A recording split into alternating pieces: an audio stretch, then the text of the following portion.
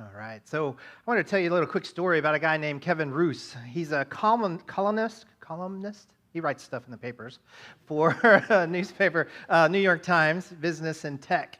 And so that's part of his job. He needs his phone and the technology and social media. He's supposed to stay up on that and keep up with current events and text and emails and the latest trends. So he's always on his phone, always on the computer.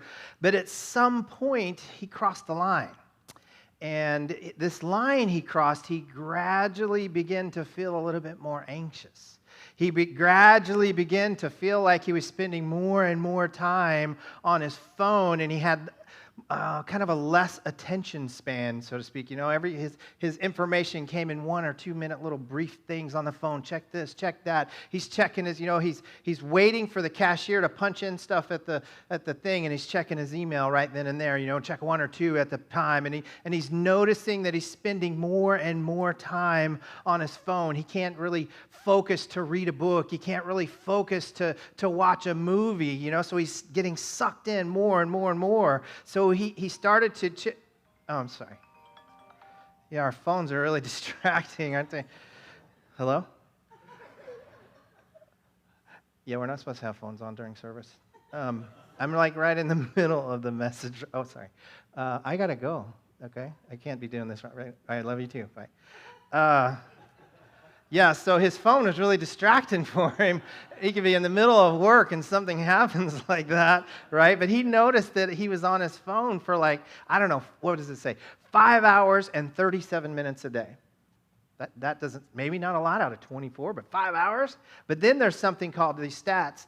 He noticed how many times he picked up his phone. He picked up his phone 101 times a day. I do that because it keeps my steps in there too, all right? But 101 times a day, and that's twice as many as the national average, almost twice. But when he realized how much time he was, he wanted to get some help, and he reached out to a friend, that a psychologist kind of lady, and she kind of worked him through it. We'll talk a little bit about that later. But he got to this point where he said, "This is frankly insane. It makes me want to die." And that's kind of scary that your phone can make you feel that intense. It's crazy how distracting these phones can be if we let them, right? So anyway, my name's Rick. I'm the pastor here, like I said earlier. If you guys are joining us, just now online, thank you for being here. I want to welcome you to worship today. I said it twice already. We have this mission of leading people to an act of faith, and that means that we like to serve. And if you need anything, you have any questions, please just lean over to the person next to you and ask them. They'll help you out, all right? If they're really deep, really deep theological questions, text me and I'll get somebody to answer those for you too. All right, so, but like I said, we have a mission, and it's really important that we serve, and it's great to gather together. And I want to welcome you guys who are online with us, but I want us all to just take a moment, take a deep breath. Okay, does that feel good? Just relax for a second. Kind of oh, my neck popping. Did you guys hear that? I'm getting old. So I want us to get in a posture or position to really listen, to hear from God. To maybe, just maybe, the music might move you, or the message might move you, or the prayer time, but be open and listen and really feel for the way that God is reaching out to you right here, right now, in this moment. So as we prepare for this, we're in this series called Emerge. This is our 4th week, so if you missed a couple, 2 or 3, what's that? I guess 3. If you missed the first 3, they're online. You can check them out and watch them. They are, I think I've said this before, when you go on our webpage, they got the Joplin campus and us, the CJ campus, and both pastors are on there, so make sure you pick the good one, right? No, I'm just kidding. No, you can watch either one of them. They're great. We do the same message, except, of course, mine is way better. But sorry, stay to the notes, all right? So what we've been doing in this series, we're looking at how we emerge from the wilderness. That's what the whole bumper video is about. The guy's lost in the wilderness, and finally he emerges, right? We talked about how Jesus had his 40 days in the wilderness, and he was able to resist temptation and emerge on the other side of his wilderness even stronger, full of power of the Holy Spirit, ready to do his ministry. And what we're hoping to learn is that whatever wilderness we are in, And it's different for each of us, right? We got our own things going on, stuff that we're struggling with, things we're dealing with. We have weddings coming up. We have, doctor's appointments. We have this and that. And whatever that struggle is, if you lean into God, He will be with you, and we can emerge from our own wildernesses as well. God can help us. So today, we're talking about distractions. We're like, when my phone rings right in the middle of this, I totally made that up. Right? It wasn't an accident. I was hoping AT&T would call or somebody like that, But anyway, these distractions, they can be very subtle, right? We don't notice. Kind of like the guy, Kevin, and his phone. It was part of his job, so he's always on it, but then it kind of snuck up on him. And it keeps us from our calling, right? We all have a mission, a plan, that God has a plan for our lives. For God so knows, oh my gosh, I'm mixing up scriptures. Anyway, God has a plan for our lives, and He has an idea of what that life can be, and I think He speaks to us through our friends, through our families, and our co-workers, and He's nudging us and trying to get us, but if we are too distracted to hear from Him, we may not follow exactly along the way we want to go. Think about the stuff that we have. We have technology at our fingertips. I would almost guarantee every one of you has a phone in your pocket right now, right? You pull it out. Hold your phones up. How many you got? Anybody? Almost everybody has a phone, don't you? I want you all to turn the little flashlights on and do this, okay? They're great for entertainment and information, and we have this access in the palm of our hands, access like never before. There is no wondering about anything anymore. You talk about him. Who was in that movie? Well, let's find out. Hey, Siri, who's this? Well, shut up. You can just ask you don't even have to push the buttons anymore. You can just talk to it. I have an Alexa in my office here. I have an Alexa at home. They're everywhere. So there is nothing that the government doesn't know about me. So anyway, but we have all this stuff. And this is not a new thing. Think about the invention of lights. What is that? Not Downton Abbey. Where's my wife? We're watching some show like Downton Abbey, but it's Bridgerton, that's it. Anyway, and there was another one we were watching, but in this show, they had the first time that they turned lights on in a building. Gilded Age, there it is, thank you. Yes, I don't know the names. I can't believe I'm admitting I'm watching all this stuff up here. But in that Gilded Age show, they lit up this building for the first time, and that was by Thomas Edison and Joseph Swan. That was an actual real thing. They didn't make that up. But he invented lights, right? And that changed the world. This new technology changed the world, and there was no more the need for burning the midnight oil in your lamp so that you could work late at night. You had lights. And then we fast forward, and we have cars, and we have TVs and radios, and you think about the Stone Age and the Bronze Age and the Iron Age, and all of these things are ancient history. But they were new technologies that changed the way we lived our lives. The Industrial Revolution, and now the Information Age. This is a new wilderness that we're in, this Information Age. Instant access. I don't want to really talk a lot about Ukraine, but that stuff could happen in the past. World War I, World War II, all those things were happening, and it took a while for the information to get to us. This happens instantly. There are people with their iPhones going, there's the rocket right now, boom, and they're watching it, and we're seeing it live action. And we don't understand or really even know how this is going to affect us, how it is going to distract us. Our own modern wilderness that we are living in right now is completely unknown to us. We don't know what the outcome is going to be. We don't know what it's going to do to us. You think about the internet, and there's so many dangers with the internet, but the biggest danger, I think, is the subtlety of it as well. The internet is designed to rob us 1 minute at a time. I think about this game. I got a game, right? Everybody, how many games on here? Where is it? There it is. I got chess. That makes me feel intellectual, but I also have Toon Blast, which is just a complete waste of time. I'm on level 1,778. That's a lot of hours, right? But you know what happens on this game? I'll run out of lives, and I can put it away because you got to wait till your lives fill up. But oh no, what do? Hey, if you get this, boom, you get 30 minutes free playtime. You get an hour that sucks me in and tries to get you to play. I noticed the other night, Kathy and I are watching a movie together. I'm playing my game, and I look over, she's playing a game, and we're watching a movie. How are we paying attention to anything? You know what I mean? We're so distracted, 1 minute at a time. It's changing the way we live. Look at this picture of people walking down the street, I think, if it pops up right.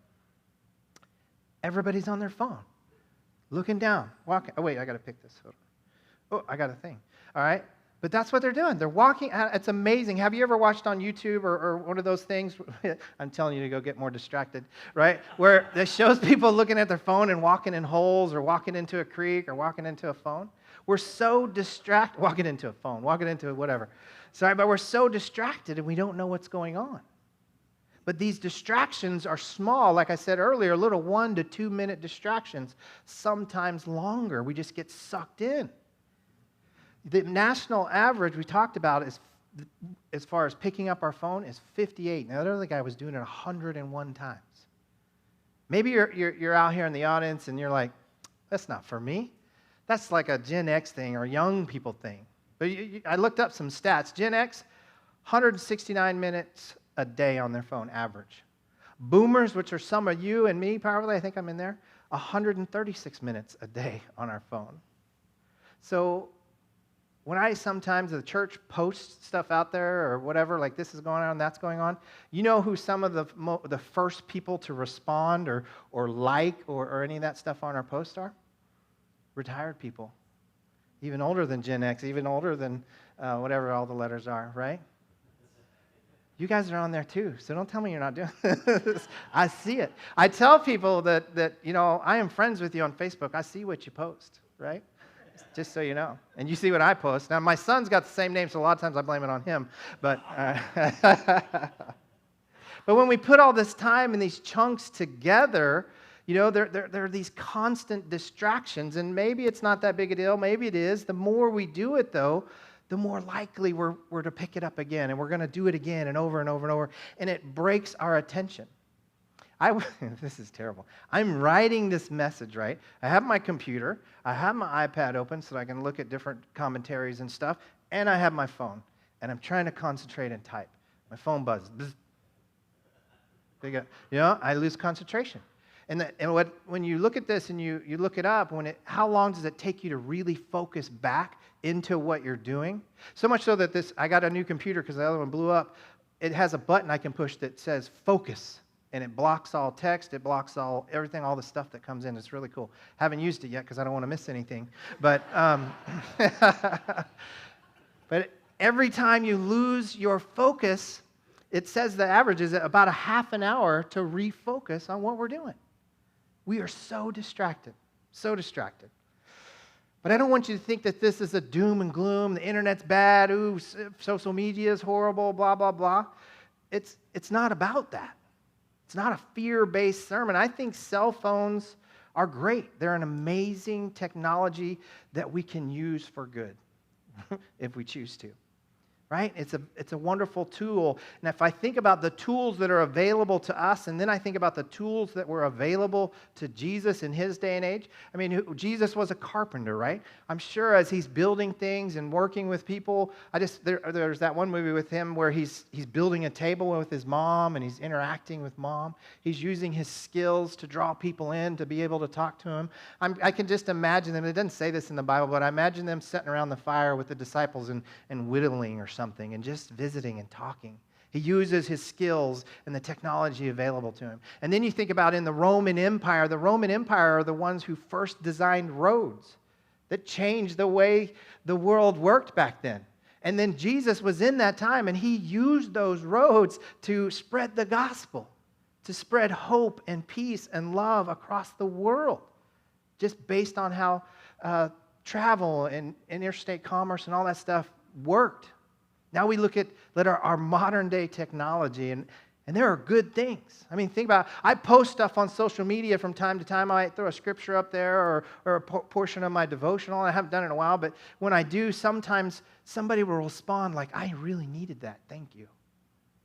That's just what I wanted to hear. And that's what I'm talking about, God using the people around us. Maybe you post something, but it means one thing to you today, but then someone reads it a week from now and it's like, oh my gosh, that's exactly what I wanted to hear. How many of you listen to Caleb on the radio? Right? Quite a few of you. And how many times do people call in and say, oh my gosh, I support Caleb because the one day I really needed it, I was suicidal and this song came on, or the one day I was really down and this song came on. I don't think that stuff is by accident. right? God in the moment. And then on that social media, there's stuff that I see, I read, and it inspires me, and it helps me. The funny things, the jokes, and the happy things. There are good things on social media if we choose to use it for good. So let me tell you, what does this have to do with Jesus, right? How does all this modern day technology that we use and everything? Well, let me tell you a little bit about it. It's about the scripture that Hank just read. Where's Hank? I was pointing the wrong way. There he is. But before this happened, the disciples had just fed 5,000 people. A huge miracle, right? This is the story. You guys just have to look it up in Matthew, but it's the story where all these people come to hear Jesus speak, and then they realize, hey, Jesus, you need to send these people home. We don't have any food for them, And then it's the 2 fish, 2 loaves, and he feeds the 5,000, and Jesus blessed that moment, and he was in the moment, in the Spirit of God, servicing and serving the people. So this is what just happened, and he tells them, hey, get on the boat and go. Go to the other side, because I'm going to dismiss the crowd, but then I'm going to focus on God. Now, it's up there for me to read again, but I'm not going to read the whole thing to you, but I want to point out the part where he calls, Jesus withdraws and he gets away. And he spends some time with God, right? He was in his ministry, really working hard, focused, and doing what he was called to do. But even Jesus had to say, okay, time out. And I can picture Jesus up on the mountain, on his knees. Ow, maybe not like that. But he's praying, connecting with the Father. Could you help me up? Right? And he needed that time to refocus, to be able to step back into his ministry. So what does he do next? Right after that, it's the morning comes, and he walks out on the water to the disciples in the boat. This is another story where this is after the story of them being in the boat where there's a storm and Jesus calms the storm. It's Jesus revealing himself moment by moment to his disciples. And here's another moment. And he calls Peter, and Peter looks at him. He's like, Jesus, is that you? Call me. I will come to you. And he does, and he walks on the water. That's amazing, right? Jesus is walking on the water. Peter's walking on the water. The wind is whipping, and they think he's a ghost. They're terrified. And as Peter's walking out, what does he do? He's got his eyes on Jesus, and he's walking right towards Jesus. But then he lets the world get in, the wind and the storm, and he begins to sink. That's okay. He tried. He really tried hard, but Jesus is there and saves him, pulls him back out. Now, for the Bible school answer to this story, what's the moral of this is, yes, we are to focus on Jesus. Jesus is the target, and that's true. And I'm going to say this, but don't take it the wrong way, but sometimes it's not that Jesus is not enough. There's more than Jesus that we need to focus on too, right? Jesus is our mission. Jesus is who we need to follow. Jesus is who we need to be like. But while we're doing that, Jesus is saying, I need you to do this.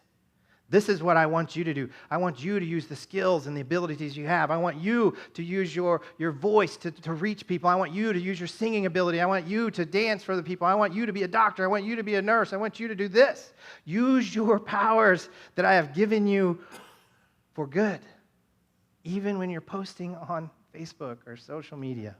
Right? And always when I get to this kind of story about God's mission for our lives, I think of Spider-Man, with great responsibility, or with great power comes great responsibility. God is filling us with his power. And that's what we need to focus on. We get so distracted with the world today that we lose sight of what God has called us to do, what God has called us to be, and we have to look and find our ministry. We have to be like Peter and say, Jesus, call me. And you notice that everyone in the boat sees Peter get out and walk on the water, but not a single one of them did.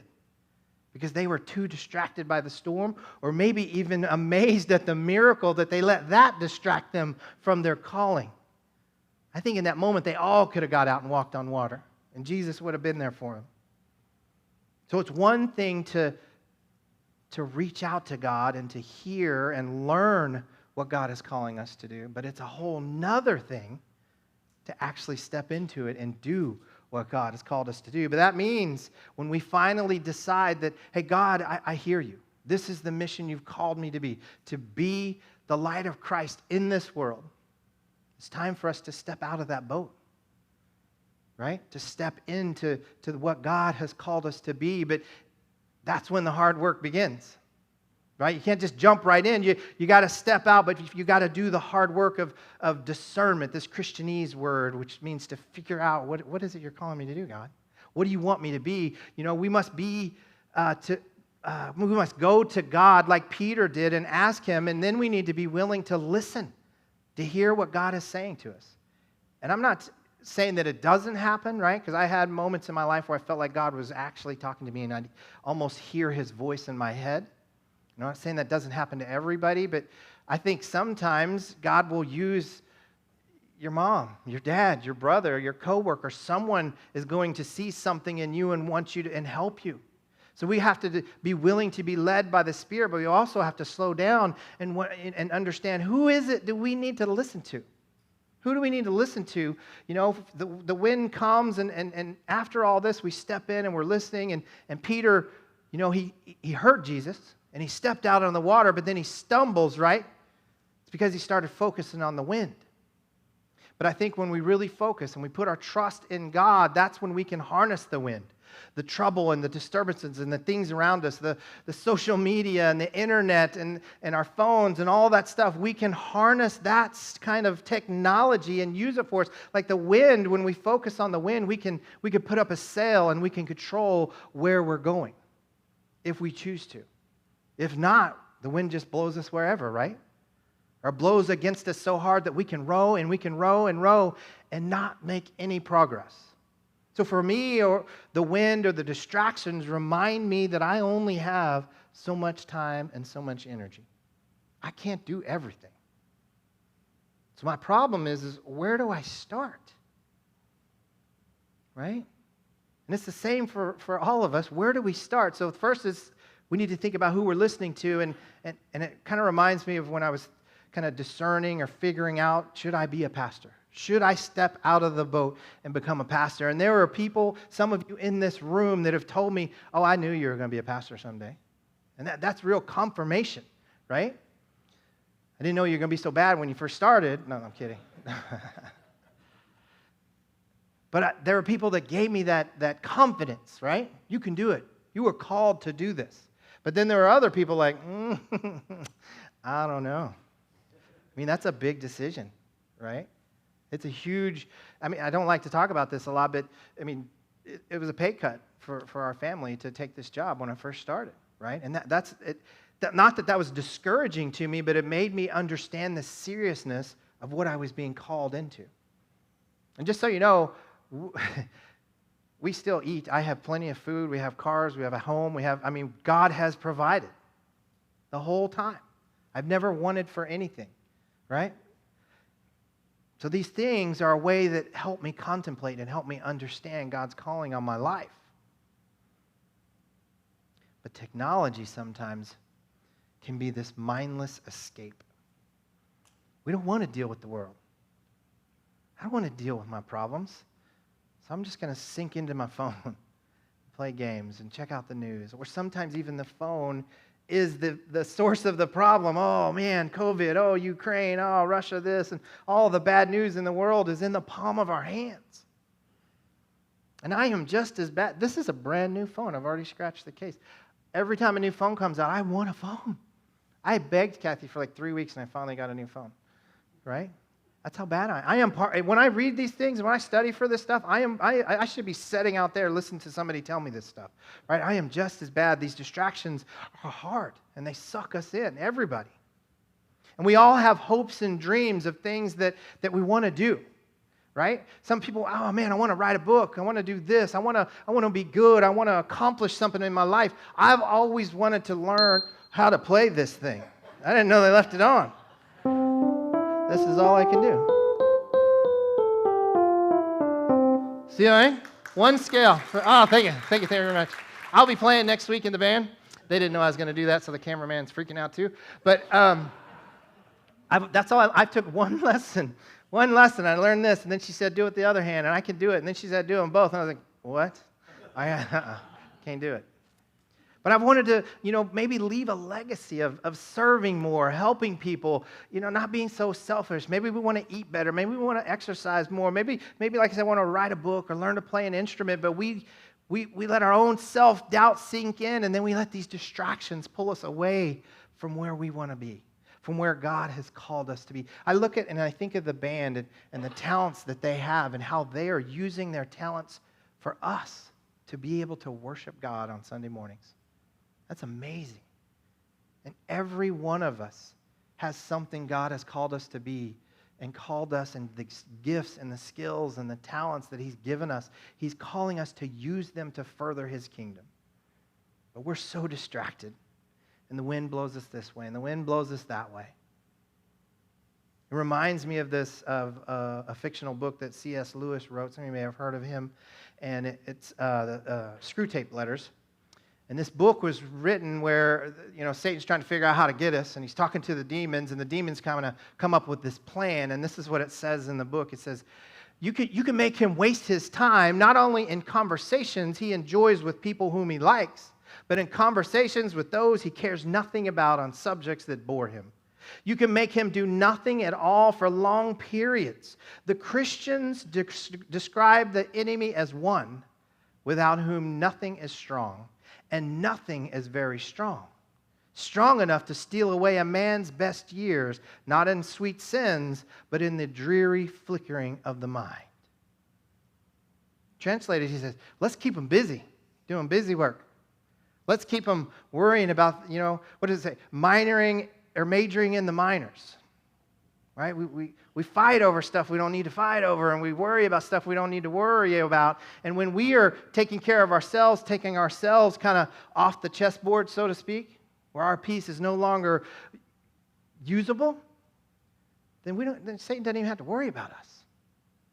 We take ourselves out of the game with worry and doubt and all these kind of tapes that we play in our head that say we're not good enough. I can't do that. I can't do this. I can't do that. I can learn to play the piano. I just don't have time. See, there's an excuse. You know what I mean?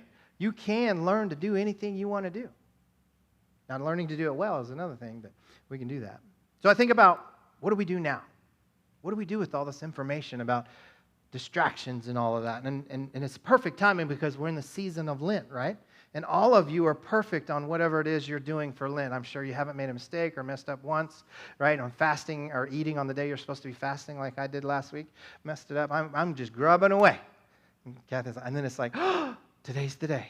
That's okay. Jesus is there and lifts me up, and I can do it another day, right? So we give these things up. But like for me, with fasting, I'm going to fast, but it's not just so I don't eat. It's I take the time that I'm supposed to have breakfast or lunch or dinner on that day, and I focus on God. I pray more. I study more. I do a more devotional. I do that devotional every morning. It's so that these disciplines that we're learning can keep us on track and get us back. Maybe even help us to learn a new habit so that that's something that after these 40 days, we continue to do it. We're also, in giving something up, we're recognizing and kind of honoring Jesus in the sense of, we understand what you gave up for us, God. You gave up your only son. Jesus willingly went to the cross and died for us. And I give up a couple meals. Jesus willingly went through Good Friday and the trial and the beating and the whipping and the nailing on the cross for us. And I gave up chocolate. I'm not trying to put down what you give up. Don't take it that way. But it's just to help us remember the sacrifice that Jesus did. And in us trying to understand and be more disciplined and to lean into what God has called us to do, there's no risk at all. Pastor Aaron, when we first opened this campus, or actually when they gave me the campus and I became the campus pastor, he said, if you're going to fail, fail big. All right? You can't hit the ball if you don't swing. You got to try. There's no risk in failure, especially with Jesus. Right? If I fail out here, they're just going to give you another pastor and we'll keep going, right? We'll figure it out, right? And I'll probably sit back there maybe, whatever. But Peter got distracted and he sunk into the water. He wasn't disciplined. So we need to learn to be more disciplined, to follow what Jesus is. So to try and fail is better to never have tried at all. So thinking about that Kevin Roos guy we talked about in the beginning, he did some practical steps. And one of them was his lock screen before he picked up his phone. And mine is just a picture of Kathy and my grandson Xander and his little monkey teddy bear. But his says, what for, why now, what else? What for? Why am I picking up this phone? Do I really need it? Why do I need to do it now? And is there anything else I should be doing? Just having that little notification helped him. He even set up a time of kind of a detox time where he told us, he was a writer at the paper, so he told his editor and all this, he said, hey, I'm taking this weekend off. I'm not going to have any technology. So he set it up in advance. He took 48 hours off with no technology, no phone, no computers, nothing, and went out and enjoyed the world. What happened to him when he left his house? I guess not no technology. Did I say that right? But he took off in his car, and he realized, I don't have GPS, and I don't have a map. I don't know where I'm going. Right? I can't get anywhere almost, even in Joplin or around the CJ sometimes, without punching it in, right? And then he gets to where he's going. Luckily, he got lost a couple times on the way. But then he goes, I'm hungry. How do I know where to eat?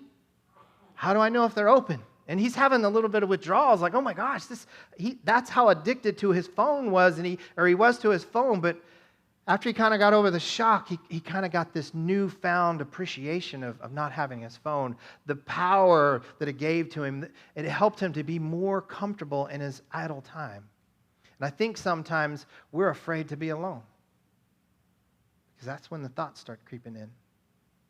That's what I think, right? So we want that phone, and we have to be able to be comfortable being alone with God. It's scary to sit in a room or talk to a person that knows everything about you. And then add the fact that he knows your thoughts better than you know your own thoughts. He knows everything you've ever done and everything you ever will do. And you're going to sit there and be alone with him and be like, okay, God, here I am. That's scary. But he learned to be comfortable with it. And he felt like he got his life back. So I want to ask you, what distractions are keeping you from what God is calling you to do? And maybe I shouldn't be so churchy, right? So Christianese, right? There's a lot of people maybe watching online, or maybe this is your first time here, and you don't have a relationship with God. But what distractions are keeping you from the best you? What distractions are keeping you from your potential? What hopes and dreams do you have that you are not doing because you're getting sucked into Candy Crush, right? See, God wants you to live life, to really live your life, and He has a great gift for you, and it's a precious gift that He's given all of us. It's called time. He's given us time. In Ephesians 5:15-16, it says, be careful then how you live, not as unwise people, but as wise, making the most of the time. See, we don't know how much time we'll actually get here on this earth, so let's not waste it. Make every moment count. Find that ministry and keep your focus on what God has called you to do. Keep your focus on what you need to do to be your best self. To focus on what is good and right and holy and just. And for today, that's the good news. In the name of the Father, and the Son, and the Holy Spirit, may you all continue to love like Jesus.